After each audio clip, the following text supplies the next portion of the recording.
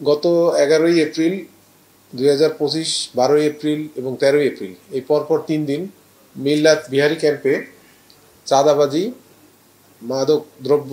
ব্যবসার নিয়ন্ত্রণ এবং এলাকার আধিপত্য বিস্তারকে কেন্দ্র করে পরপর 3 দিন 3টি বর্ষণের ঘটনা ঘটে।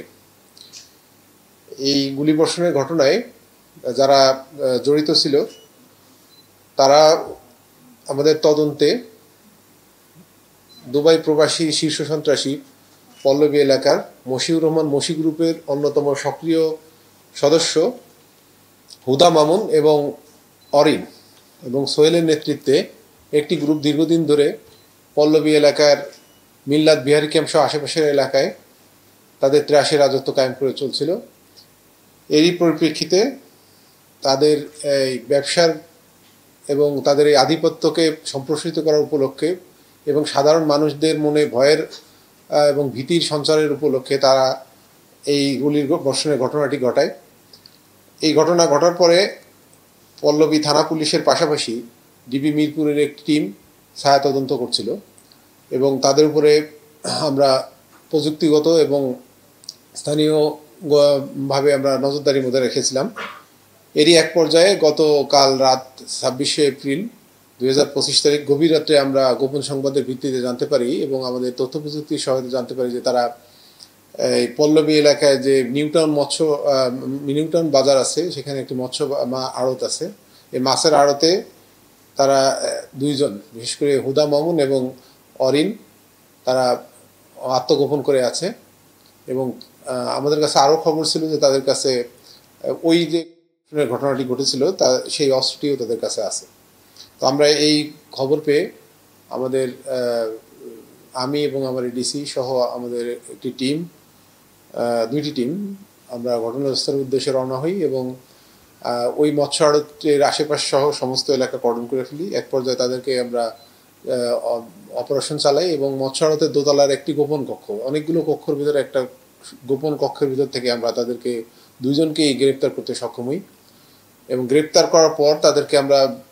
এই গুলিবর্ষণের ঘটনার কথা জিজ্ঞাসাবাদ করি এবং ব্যাপক জিজ্ঞাসাবাদের এক পর্যায়ে তারা তাদের কাছে যে ওই গুলিবর্ষণের ঘটনায় ব্যবহৃত আগ্নেয়াস্ত্রটি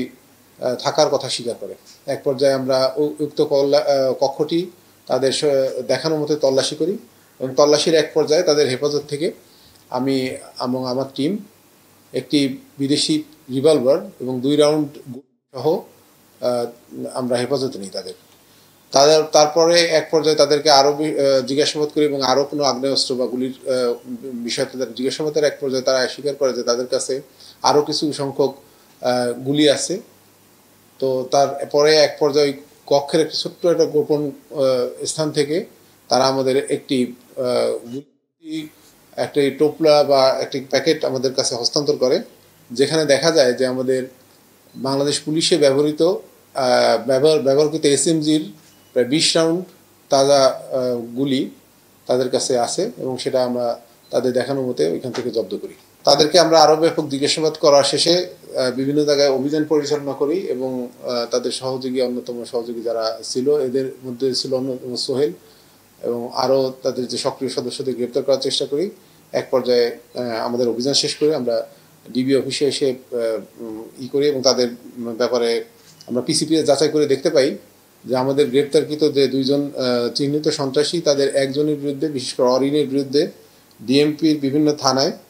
চুরি, ছিনতাই, ডাকাতির প্রস্তুতি এবং মাদকদ্রব্য সহ মোট 8টি মামলা সে এজাহারভুক্ত এবং চার্জশিটভুক্ত আসামি এবং অপর আসামি যে হুদা মামুন, তার বিরুদ্ধে ডিএমপির পল্লবী থানায় এবং মিরপুর থানায় দ্রুত বিচার আইন ও মাদকদ্রব্য আইনে মামলা রয়েছে। এক্ষেত্রে আমরা বিষয়টি ঊর্ধ্বতন কর্তৃপক্ষকে অবহিত করি এবং তাদের নির্দেশনা মতে আমরা আমাদের গ্রেপ্তারকৃত যে 2জন সন্ত্রাসী আছে যারা এই মিরপুর মিল্লাত ক্যাম্পে যারা দীর্ঘদিন ধরে ত্রাসের রাজত্ব কায়েম করে সাধারণ মানুষের মধ্যে ভয়ের সৃষ্টি করে আসছিল এবং তাদের কাছ থেকে চাঁদা দাবি করে সেই চাঁদা তাদের যে গ্যাং লিডার যে মশিউর রহমান মশি, তার কাছে তারা প্রেরণ করত। সেই আসামিদেরকে আমরা আইনের আওতায় সক্ষম হই এবং তাদের বিরুদ্ধে যথাযথ বিধিগতভাবে আইনগত ব্যবস্থা প্রজ্ঞাধীন আছে। আপাতত এই হচ্ছে আমার পক্ষ থেকে। ধন্যবাদ।